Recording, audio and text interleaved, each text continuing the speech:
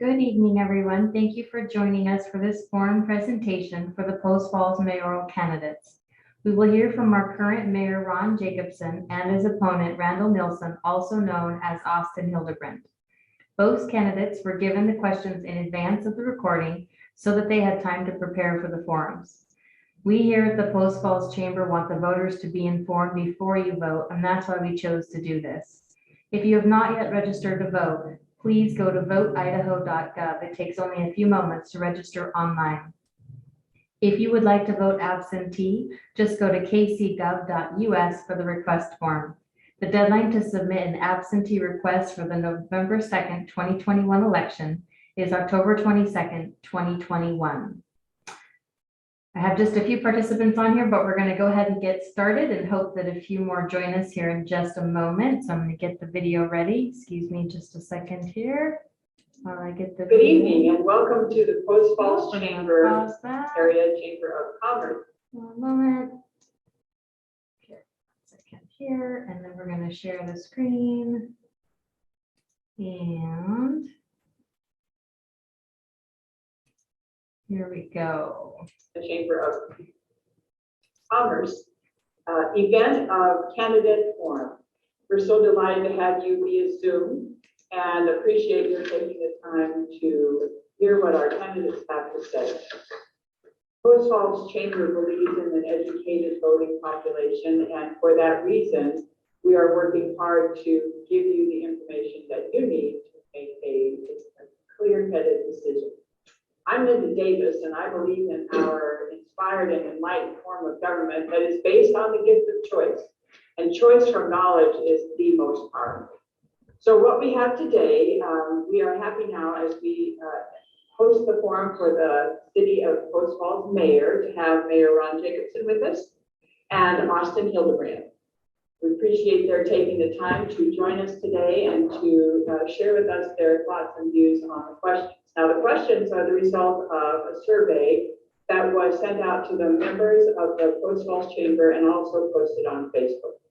We'll start with a 3-minute introduction from each. We'll start with Mayor Jacobson and then Austin, if you'll follow.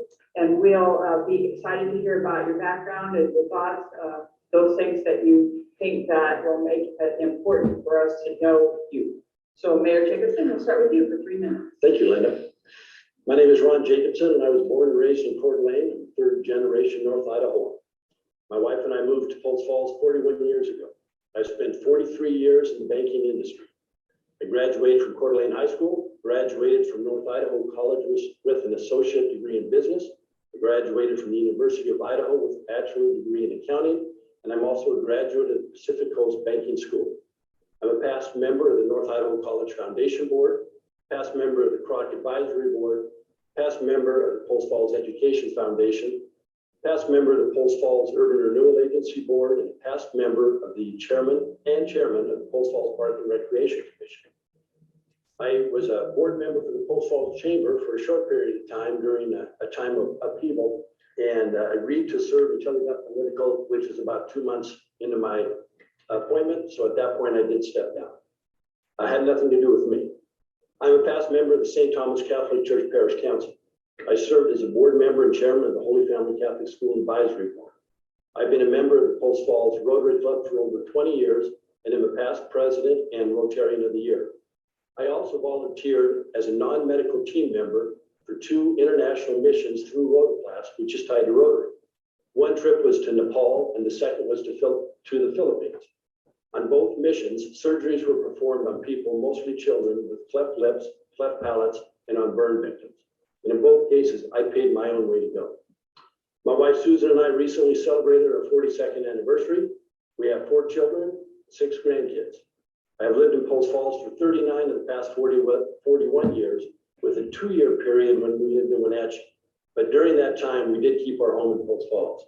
So for the past 41 years, I have been a property owner in the city of Post Falls. Thank you very much. Austin. Thank you, Linda. My name is Austin Hildebrand, or Randall Austin Hildebrand. And I have lived in Post Falls for a little over 2 years now, and in Kootenai County for around 21 years total. I'm a local business owner and entrepreneur. I have a high high school diploma, technical certificate, and 2 university degrees in progress with the University of Idaho. I have not served on any local boards, but I was recently elected to serve as a board member for Idaho State Brewers Guild, the Idaho Brewers United. I have not had any involvement with the chamber, city projects, or city programs, but I do look forward to the opportunity to explore those avenues. I have not recently had any local or civic religious organization engagements.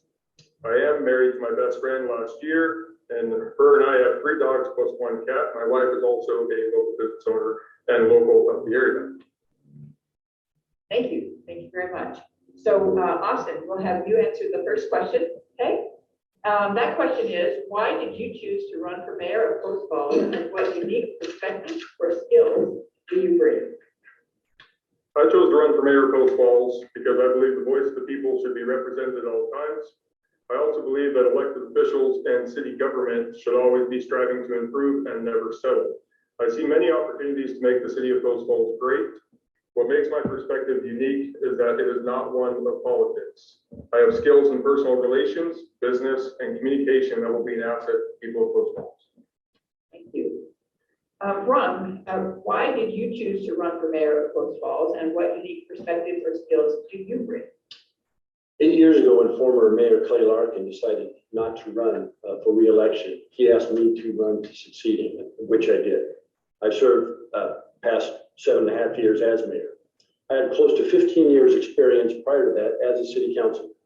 I'd also spent 7 years on the Park and Recreation Commission and several years on the Urban Renewal Agency Board. I've been the mayor, as I said, for the past 8 years. All total, I have close to 30 years experience serving the city of Post Falls. I enjoy being involved. I understand the issues and still have the passion to serve. Many people do not understand the role of a mayor, what they do and what they don't or can't do. I do understand.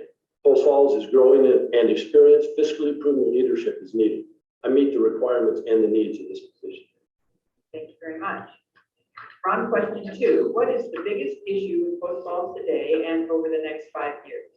What solutions do you propose to mitigate these issues, and how do you plan to pay for solutions? Well, without a doubt, growth is the biggest issue we're facing at this time. People have discovered North Idaho and will continue to move here.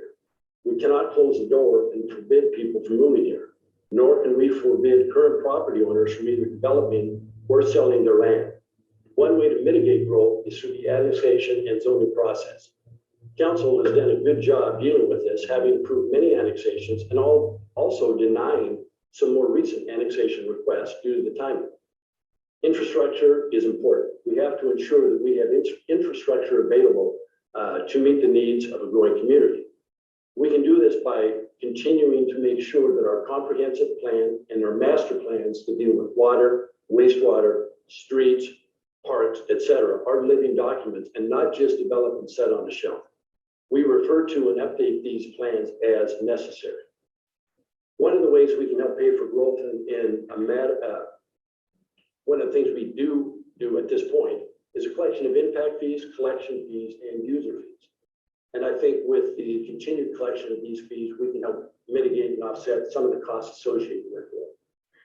Thank you very much. Austin, what is the biggest issue with Post Falls today and over the next 5 years?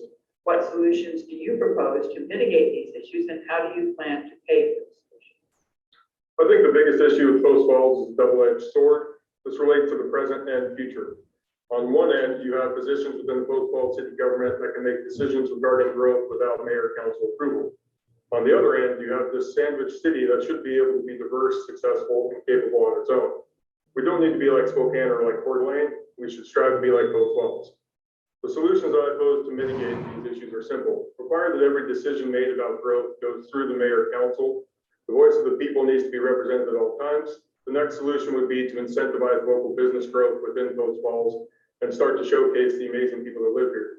We should start public discussions on what improvements, solutions, etc. that the people have for the city of Post Falls. I think everyone would be pleasantly surprised at the amazing ideas right here in our town. As for the funding of any solutions, there will absolutely not be any increases of taxes for the people of Post Falls. I strongly believe that we can secure funding for multiple items by examining the current budget and improving the way in which the city handles the hard-earned dollars of Post Falls taxpayers. Thank you very much. Question 3 then to you, Austin. What do you know about the city's use of the state's urban renewal program, and do you support it? I had a meeting on Monday, September 20th, 2021, and got the opportunity to speak with Diane Fountain, the Executive Director of the Post Falls Urban Renewal Agency. During this meeting, I was given a brief background on the program, how the URDs work, and where the money goes from the closing of URDs. I was able to find out which taxing entities receive funds from this program and what they're able to use those funds for. As of right now, I do not have a position on whether or not I support the urban renewal program. I uncovered some questions that I believe should be investigated for the people of Post Falls. Therefore, I have a current public records request with the city of Post Falls, and I will be submitting my records request to the Post Falls Urban Renewal Agency this week. After these records come back, I'll be able to make a more informed and intelligent conclusion on the program and my stance about the program. Thank you. Ron, what do you know about the city's use of the state's urban renewal program, and do you support it? I absolutely support it. Tax increment financing and urban renewal is one of the few economic development tools available to cities in the state of Idaho. City of Post Falls is looked at as the leader in how to handle urban renewal and how to do it correctly. Several years ago, I was at a meeting in Boise, and when they asked why I attended a breakout session on urban renewal, I stated to the attorney who had helped start urban renewal in Idaho, and I said, it's because we're going to close out a district in the city of Post Falls, and I'm here to just get information on how to do that. His response to me is, we don't know, and we're looking to the city of Post Falls to help educate us. So to date, the city of Post Falls has closed out 4 urban renewal districts. When those districts were first formed, the tax base was $24,196,000. When those 4 districts were closed, the tax base had increased to $152,615,000. That generated an additional $728,000 worth of annual tax income that would go back to the city, plus one, which would be included in the $1,740,000 that would go back to all taxing entities. Presently, we have 4 active urban renewal districts. The base taxing on those, the base tax rate on those when they were started was $107 million. It is currently $522 million. That will generate an additional $2 million in tax revenue that will be available to the city once those districts are closed. We will be closing 1 district within the current year and 2 additional districts within the following year. We recently opened 2 new districts, one in the downtown area and one out on Pleasant View. And the reason we opened the urban renewal district out on Pleasant View was to help secure different businesses that were looking to go out along that corridor and help pay for the water and infrastructure to get there. To date, we have Kenworth Trucking, and we have Project Drive, which is a project that we're working with through Jobs Plus and the Idaho Department of Commerce to relocate here. So it has been very successful, and I am a fan of it. Thank you very much. Question 4 then for you. What is your position on city impact fees? I think city impact fees are a necessity. Over the years, when we've discussed impact fees, whether or not we were going to change them, we would have, during the public hearing, soliciting comment from the public, we would oftentimes hear people there testifying against any increase in impact fees. We recently increased all of our impact fees, and I don't believe we had one person or business there testifying against it. I would love to see impact fees for schools. It is not allowed by the Idaho legislature. I'm also a fan of impact fees charged for Kootenai County Fire and Rescue. And we have been accused, if you will, of not collecting fees for the fire district. The truth of the matter is we have no control over Kootenai County Fire and Rescue. They're their own taxing entity. We have stated repeatedly that we will work with the fire district to collect fees if they opt to move in that direction. And I just was in the office yesterday and found out that we just received a proposal on a plan from Kootenai County Fire and Rescue to enable them to begin collecting impact fees on the new growth. And as I said, the city of Post Falls will work with the fire district to assist them. Growth doesn't pay for itself in its entirety. Impact fees are one way we can help mitigate the cost of the additional expense created by growth. Thank you very much. Austin, what is your position on city impact? I believe they need to be improved. I can understand why city impact fees exist and their overall goal. However, you can always make improvements to something. The city impact fees will be examined to ensure that we're being responsible with those fees the fee increases and future fee schedules. I do think currently the residential development versus the non-residential development fees are lopsided. I would like to look into that issue further. Thank you very much. So Austin, question 5 for you. Do you believe more land will need to be annexed into Post Falls? Why or why not? This will be a short answer. The answer is no. I believe that the city should maximize the efficiency of the current land before looking at annexations as solutions. This opinion is shared with others within the city government. Thank you. Ron, do you believe more land will need to be annexed into Post Falls? Why or why not? I do believe eventually we will need to be annexing more land in Post Falls. People have discovered North Idaho and they want to move here. Presently, property in the county can be developed with significantly lower density than the city's R1 zoning, but these homes would all be developed on septic tanks. And I'm opposed to that, especially since the prairie sits over the aquifer. One of the big complaints and concerns of residents is the price of housing. Again, people will continue to move here, and if there is an insufficient supply of houses, prices will continue to escalate. Now, I would be a big fan of a slower level of growth, but we really don't control that. I'm not saying every proposed annexation should be approved, but I do think there will be a need for additional building lots.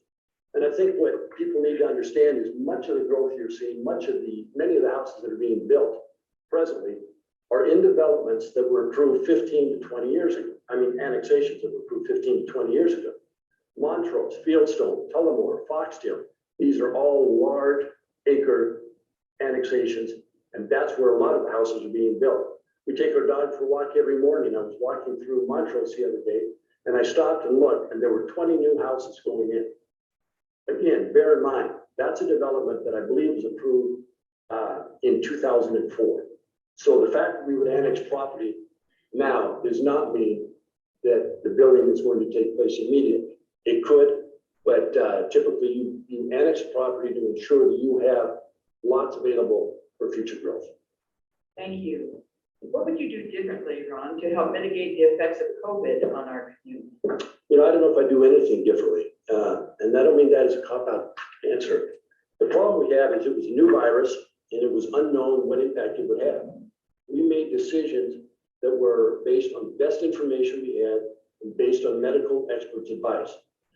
During the governor's shutdown period where bars and restaurants were closed down, I reached out to several different bars, breweries, and asked them questions, and I tried to work with them and the governor's office to see if there was a way that we could get them back open when they were shut down. Big part of it was due to the fact that they didn't have food available. So I tried to work with them on that to see if we could get these businesses reopened.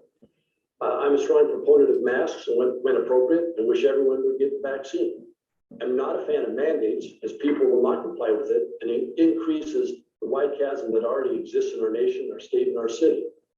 Many friends who are physicians, many of my friends who are physicians dealing with COVID patients, tell me the impact that it's having on them.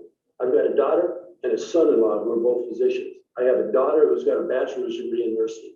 I have a daughter-in-law as a PhD research scientist that has been working on this. And I'm going to believe the information these experts that I know provide. I'm not going to rely on information garnered in various different websites on the internet to show me what the virus is and what it isn't. The biggest disappointment I have pertaining to the virus, other than maybe the second biggest, my biggest disappointment is the number of people it's affected, how many are sick, how many have passed away. But following that is the wide divide that it has created amongst our people. It's been politicized, and I think it's very unfortunate. Thank you very much.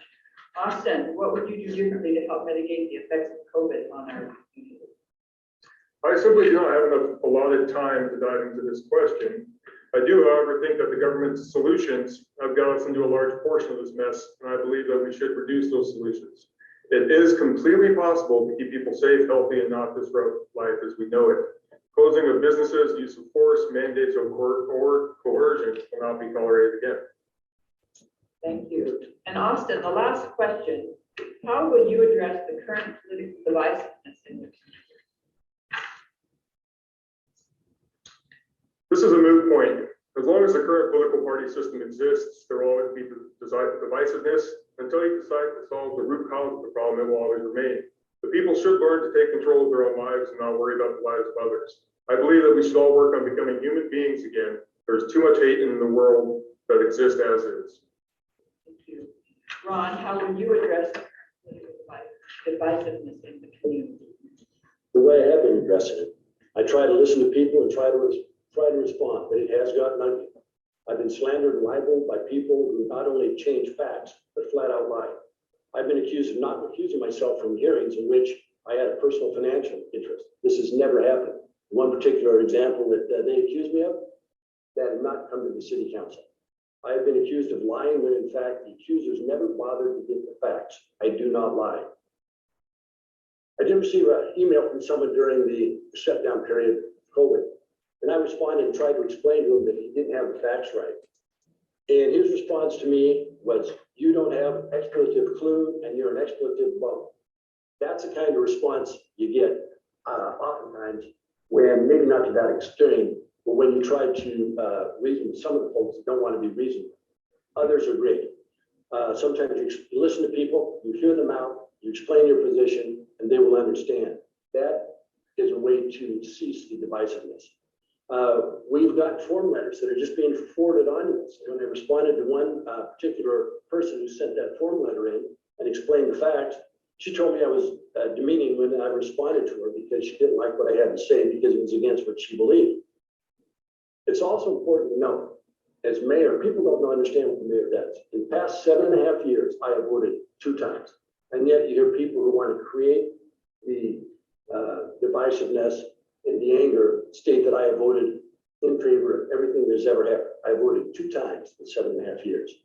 I'll continue to treat people with respect and listen to their concerns. It is a two-way street. The divisiveness and lack of civility is astounding to me. It is so politicized. Anyone who knows me knows what I am about and how I treat people. I am who I am, and I'm proud to say that I was raised properly. Thank you. So let's go to then our final thoughts. Ron, you'll be first, and then Austin second. If you'll let our audience know why they should cast a ballot for you, and also anything that I haven't asked about that you would like to share at this time. You'll have 3 minutes. So Ron, go first. Thank you.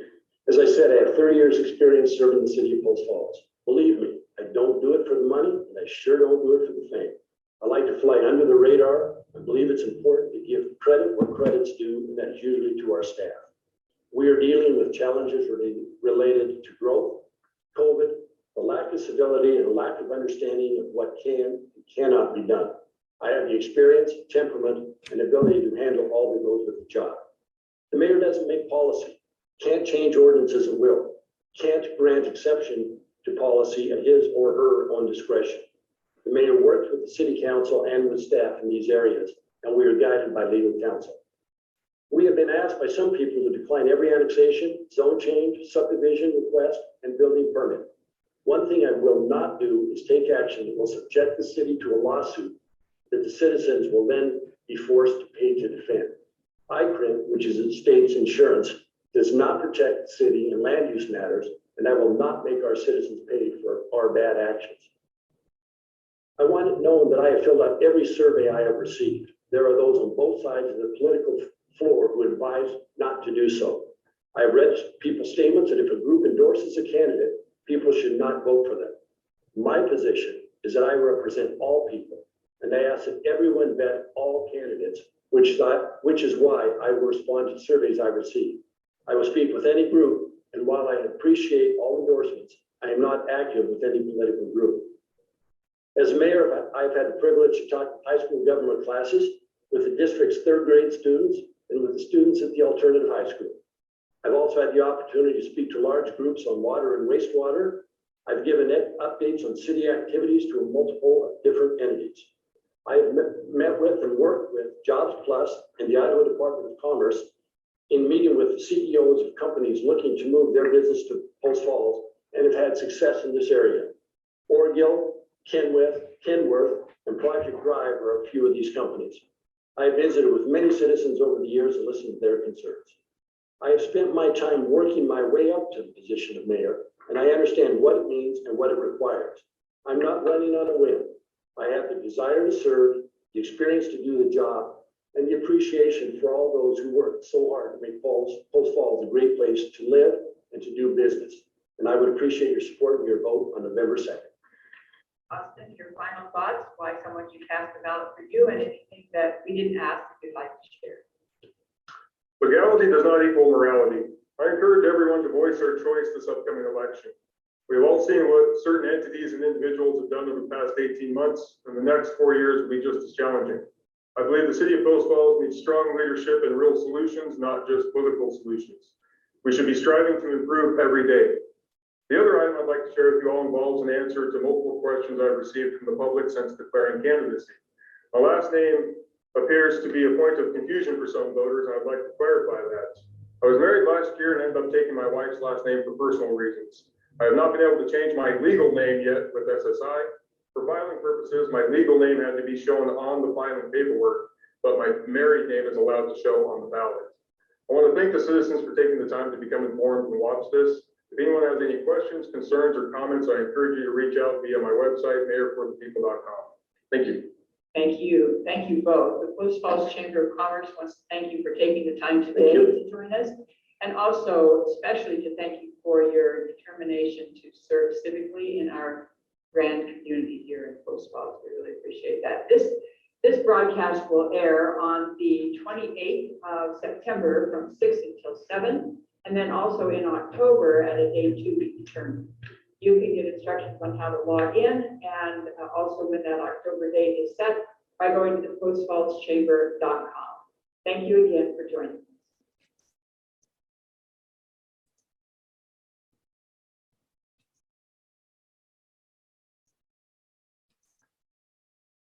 Okay, everyone, thank you, all of you for joining us for this presentation.